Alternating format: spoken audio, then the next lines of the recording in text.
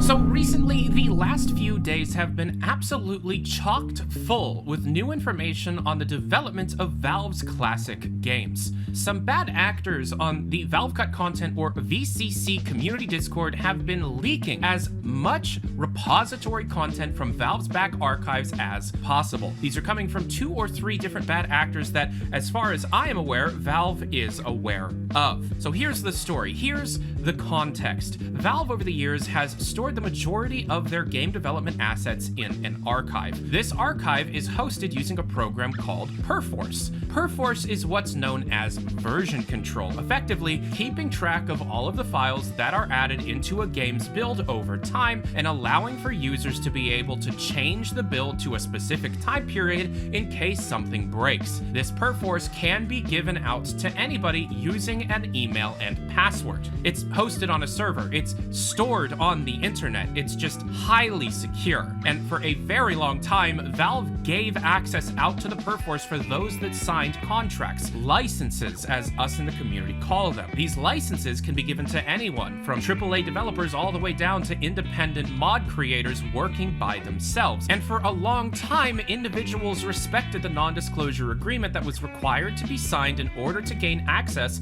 to the repository Perforce content.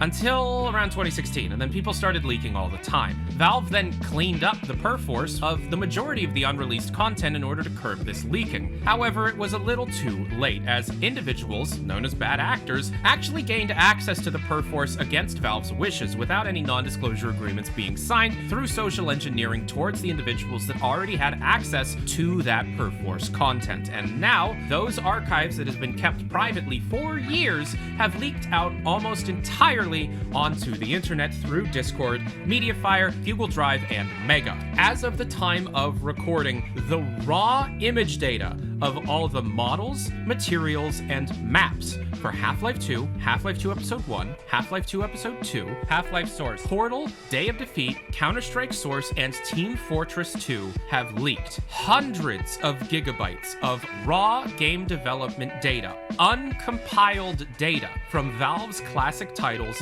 have leaked. And this is more than just the content that is available in the game in a raw form. This is all of the development content, give or take about 30%. It's the largest amount of information regarding the development of Valve's previous games that we've seen in 20 years. This truly is the Valve Gigaleak. We've already discovered a plethora of interesting topics of conversation regarding the development of Valve's games, and it's only been 12 hours since this crazy person put up all this content on the internet. So it's going to take a very long time to sift through everything that is available here. We have raw animation data for most of these model sources. We have the raw Photoshop files, including layers for the majority of these textures. And we have the raw Hammer map data, including cut parts of the maps called viz groups, available to be searched through for all of these games. It's the Motherload, it's the goldmine, it's whatever hyperbole you need to put out there. It's truly the craziest shit you could possibly imagine, and I've already spent the majority of the last 12 hours with no sleep going through as much of this as I can, and my mind continues to be blown. I am a nerd for this kind of stuff. I am Tyler McVicker, the beta boy, and it's just, oh my god. Subscribe, get subscribed, follow my Twitter, join my Discord, do whatever you need to do, because this is my main concern for a while.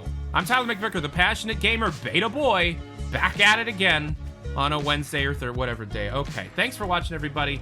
Talk to you later. Adios.